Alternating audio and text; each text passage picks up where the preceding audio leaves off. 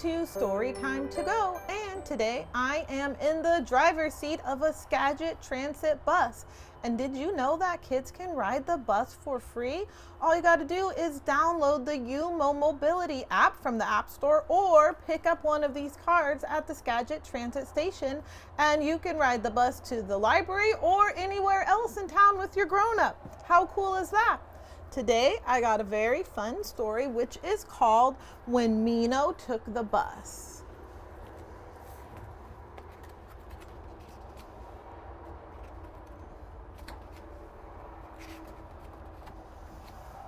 Mino has learned it by heart. He must get off the last bus stop. There, he will find his new home. Mino can feel it calling. His feet are fidgety and impatient. "Are we there yet?" he asked the driver. But as they have only just left, the driver does not reply. "I'm Mino. What's your name?" he asks. "Guido," replies the driver with the smallest smile. "Can I sit next to you?" "By all means." "Guido," he says, "I can hardly wait to arrive." To pass the time, Mino shows the driver his collection of leaves. They also discuss rocks and talk about their favorite shade of brown. However, there is one thing Mino wants to know most of all. How can you spend all day waiting to arrive instead of being there already? To this, Guido replies, "I often think the journey is just important as the destination." "I'm not sure I know what you mean," says Mino. "Well, you have plenty of time to think it over," says Guido, "but you can ask me when we get there if you are still in doubt." After what feels like a week, but is probably only an hour and 15 minutes, a passenger boards the bus. "Hello, I'm Mino. Who are you?" "I'm Beatrice," the passenger says. "Where are you going?" "The same place as you, I reckon," says Beatrice. "Is it beautiful?" asks Mino, eager to know. "Well, that depends on your disposition. If you are set on being disappointed, you will even find fault with heaven." Mino sits next to Beatrice for a while. They talk about sweets, flowers, and trees. She shares her snacks with him. Mino gives her one of his seeds because that is all he has. Every so often, a new passenger comes aboard. Some are friendlier than others, but Mino sits next to each of them.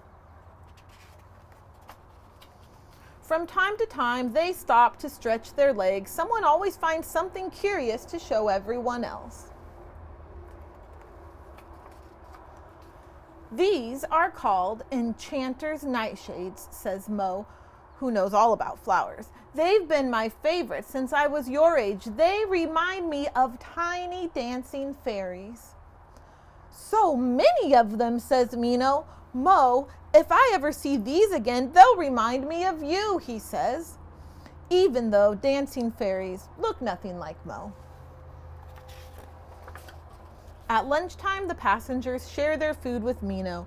In turn, he gives each of them a seed. When it's time to go, they all check that no one is left behind. The hours on the bus slip away unnoticed. Some are quiet, some are loud, but none of them are boring. There is always something to see, snacks to share, and so many questions to ask. When they run out of snacks, they share their memories. Mino finds them beautiful. He'd like to collect and take them with him. "I could keep them with my memories of Mama," he thinks. "But what happens if I run out of room?" he wonders. Mino asks the others if they still remember their Mama.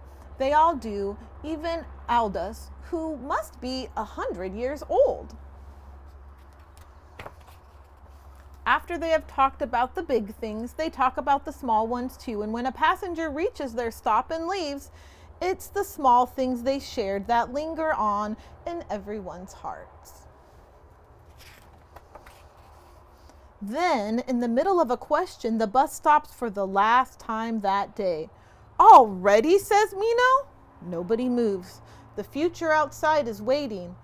Let it wait, they all think. Mino is studying the map to his new home when he remembers something important. He retraces his steps back to Guido. He gives him one of his seeds, then departs.